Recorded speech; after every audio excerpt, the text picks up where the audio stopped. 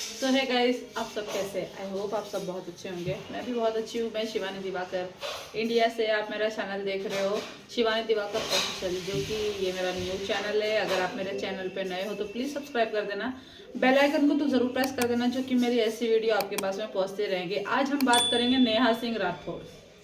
Neha Singh Rathore UGC माने तो बोल रही हैं कि सच हमेशा कड़वा रहता है। मैं भी एक श्रवण समाज से हूँ, परंतु मुझे कोई तकलीफ नहीं है। तुम तो दिखावटी करते हैं भाई, हम तो दिवाकर समाज से। मैं नेहा सिंह राठौड़ की बात कर रही था। आओ चलो देखते हैं क्या भाई उनका असली मुद्दा क्या है, क्या बताना चाह रहे हैं, क्या उनके दिल में है, दिमाग में है।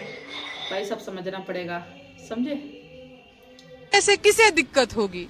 जो चोर होगा। अत्याचार के खिलाफ कानून बनने से कौन तिल मिलाएगा? जो अत्याचारी होगा।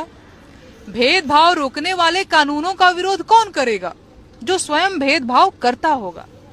अगर कोई कानून किसी वर्ग या किसी समूह के सम्मान को बचाने के लिए बनाया गया है तो इसमें दिक्कत क्या है?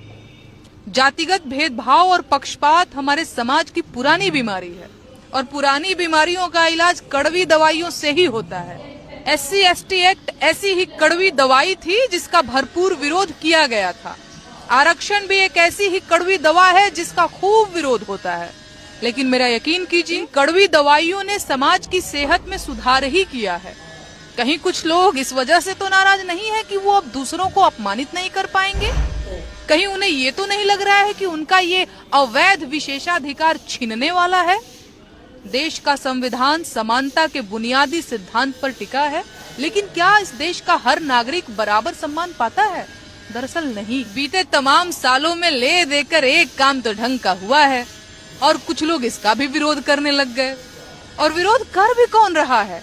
वही लोग जो अखंड भारत के नाम पर स्वास्थ्य, शिक्षा, रोजगार जैसी बुनियादी चीजों से समझौता करने को तैयार थे। वही लोग जो राष्ट्रवाद के नाम पर अपने ही देश के नागरिकों की लिंचिंग तक को सही बताते थे। कल तक जो लोग सरकार से 4 कायदे के सवाल पूछने को देशद्रोह कहते थे, आज वही लोग एक ढंग का कानून आने पर बिलबिला रहे हैं। क्यों भाई, अब मजा नहीं आ रहा है क्या?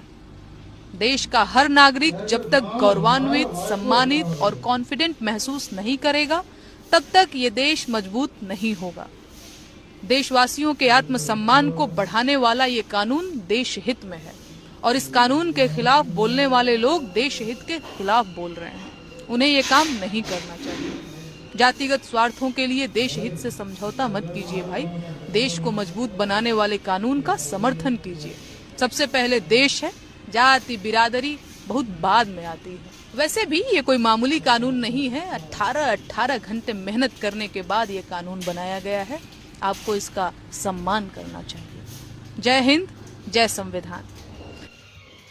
तो गाइस, मैं भी यहीं पे वीडियो समाप्त करती हूँ, परंतु नेहा सिंह राठौड़ को एक चीज़ तो मैं बोलूँगी, हम कानून पास करने पे हम विरोध नहीं कर रहे। यूजीसी बिल लेके आए हैं, हम उसके विरोध में नहीं है, परंतु यूजीसी का पहले आप पूरा अर्थ तो समझिए।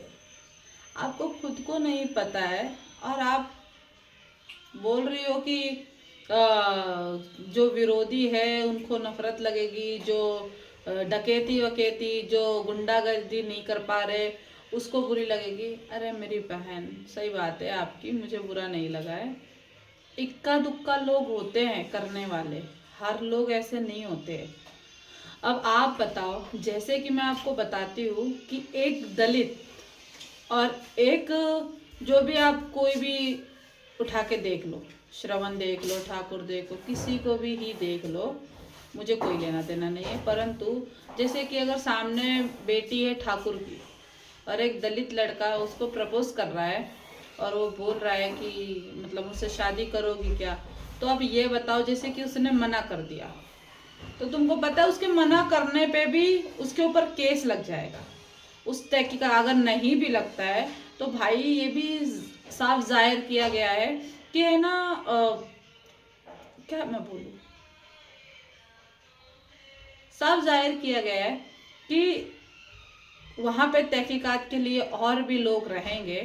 अगर समझो गलती से फर्जी मुकदमा भी निकल गया, झूठा मुकदमा भी निकल गया कि SC/ST एक्ट वाले लोगों ने किया है या दलित परिवार के लोगों ने किया है, उन लोग ने झूठा मुकदमा लगाया है उनके ऊपर, तो समझ लो अब दूर तलक समझो कोई बात नहीं, उसकी माफ़ी मांगी जाएगी और छोड़ दिया जाएगा, उसके लिए कोई सज़ा नहीं है।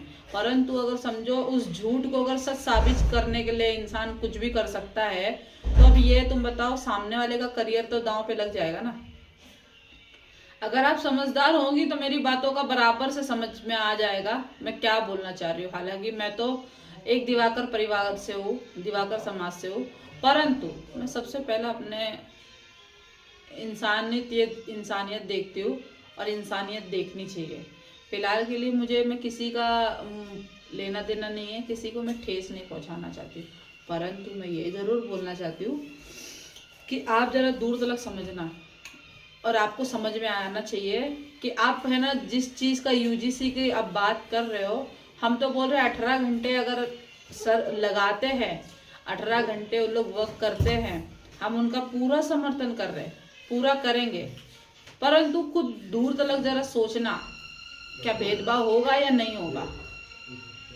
हम तो चाहते हैं कि इस देश में सब अखंडता से रहे, सब एक समान रहे, कोई बड़ा ना कोई छोटा, समझे। तो आप देखो, सोचो समझो, अगर आप मेरे वीडियो पर आ ही चुके हो, पूरा वीडियो देख ही लिया है, तो प्लीज़ मेरे वीडियो को सब्सक्राइब कर देना, बेल आइकन को तो ज़रूर प्रेस कर देना, जो कि मेरी ऐसी वीडियो आपके पास में आती रहेगी, और ज़्यादा से ज़्यादा मात्रा में शेयर भी करना, क्योंकि इस बार UGC के ऊपर से बन रहा है। देखो भाई लोग हमको भी क्या कमेंट्स करते हैं क्या नहीं, और बहुत से लोग तो हमारे ही समाज के आगे हमें ही बोलेंगे, अरे तुमको क्या पता है, UGC लेके आए तो अपना फ़ायदा है। भाई हमें ऐसा फ़ायदा नहीं चाहिए, हमें ऐसा फ़ायदा नहीं चाहिए कि मैं अपने इस पे विश्वास है कि हम कभी किसी को गलत नहीं फंसा सकते। हमें पूरा भरोसा है, पूर्ण भरोसा है कि मैं सामने वाले को कभी झूठे केस में नहीं फंसाऊंगी, क्योंकि वो अधिकार हमको नहीं है, और ना ही मैं अगर अधिकार है भी तो उसको झूठे केस में नहीं फंसाऊंगी। परंतु हर एक जैसा नहीं होता है ना भाई, मेरी सोच अलग है, मैं अपने आप को हिंदू समझती हूँ, परंतु हमारे ही समाज के लोग अलग अलग सोच है ना सबकी, तो दूर तलक समझना बस, और कुछ नहीं। जय श्री राम, गणपति बप्पा मोरिया।